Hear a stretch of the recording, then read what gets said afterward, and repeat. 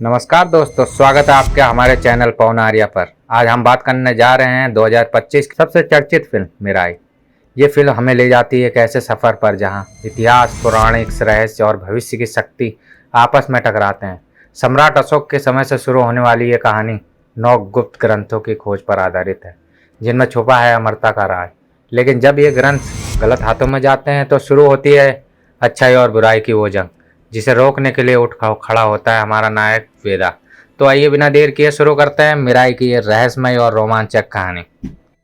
सम्राट अशोक ने कलिंग युद्ध के विनाश से व्यथित होकर अपनी सारी शक्तियों को 9 ग्रंथों में विभाजित कर दिया, ताकि कोई भी इतना विनाश न कर सके।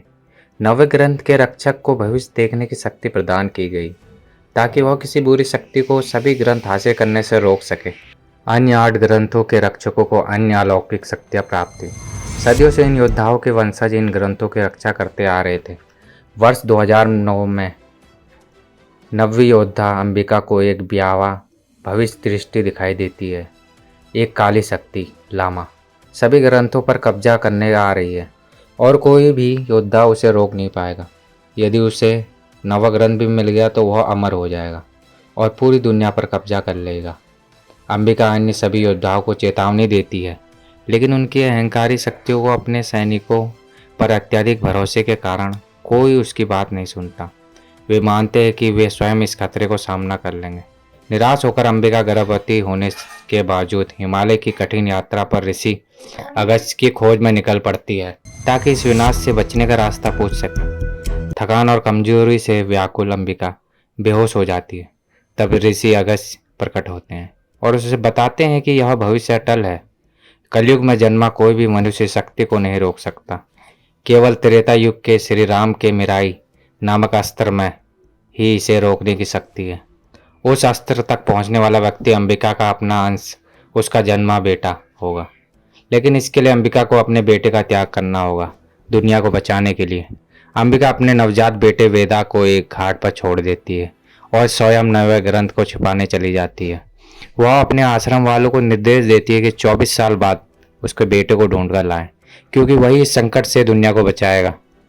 24 साल बाद लामा 6 ग्रंथों पर कब्जा कर चुका होता है। अंबिका की शिष्या विभा, जिसे मन पढ़ने की कला आती है, वेदा को ढूंढने निकलती है। वेदा एक भटकता हुआ युवक है जिसे प्रकृति हमेशा से मार्गदर्शन देती आई है और उसकी परीक्षा लेती है विभा।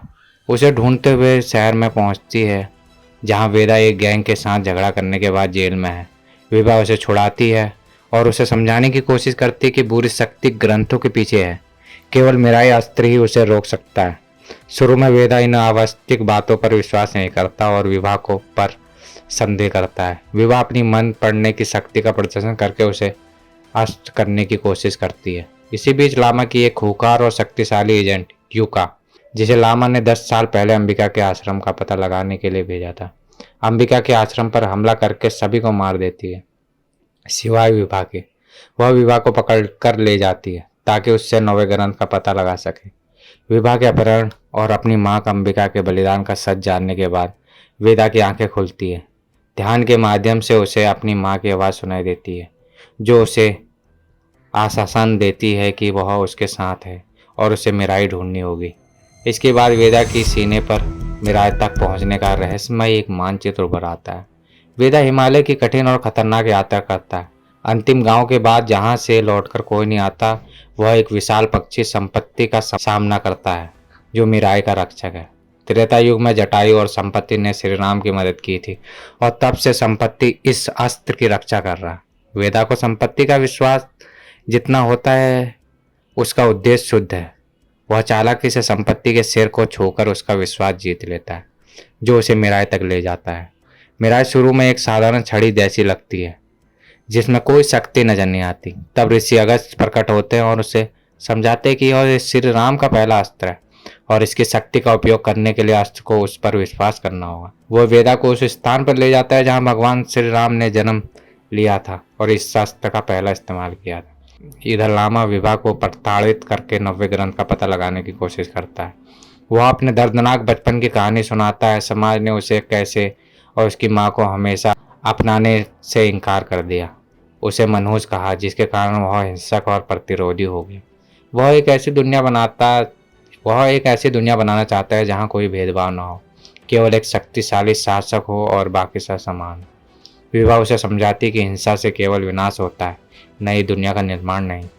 वेदा मीराई की शक्ति को समझकर युका और उसके सैनिकों को हरा देता है और विवाह को बचाता है। मीराई की शक्ति से विवाह की घाव भी ठीक हो जाते हैं। वेदा तंत्र मन नामक स्थान पर जाते हैं जहाँ पहला ग्रंथ रखा गया था और जहाँ आदि गुरु अभी भी जीवित हैं।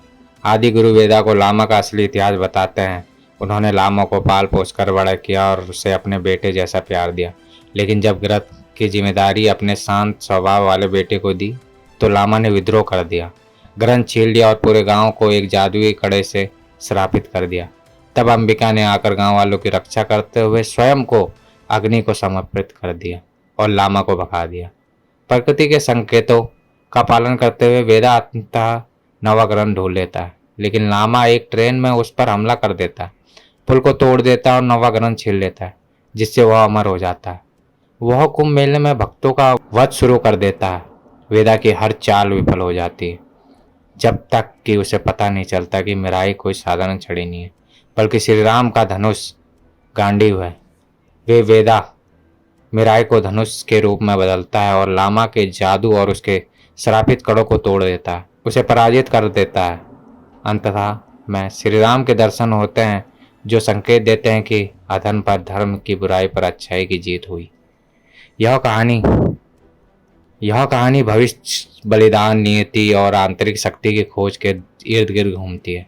एक माँ अपने बेटे को त्याग करके दुनिया को बचाने का मार्गदर्शन प्रस्तुत करती है। बेटा जो प्रकृति के मार्गदर्शन में पला बड़ा है, अंततः अपनी जिम्मेदारी समझता है और एक पौराणिक अस्त्र की मदद से, जो केवल विश्वास और शुद्ध उद्देश्य से ही काम करता है, एक शक्तिशाली दुश्मन को हराकर धर्म की स्थापना करता है।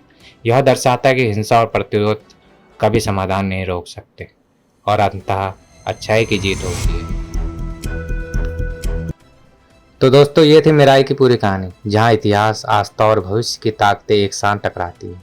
इस फिल्म ने हमें सिखाया कि असली शक्ति तलवार या ग्रंथों में नहीं, बल्कि उस इंसान के इरादों में होती है जो उनका इस्तेमाल करता है। वेदा ने साबित किया कि एक साधारण इंसान भी सही रास्ता चुनकर रक्षक बन सकता है। अब सवाल ये है कि अगर ऐसी शक्ति हमारे सामने आए तो हम उसका इस्तेमाल कैसे करेंगे। सोचिएगा ज़रूर। अगर आपको वीडियो अच्छा लगे तो लाइक और शेयर करना ना भूलें और चैनल को सब्सक्राइब बिल्कुल नहीं। मिलते हैं अगली कहानी में, तब तक के लिए नमस्कार।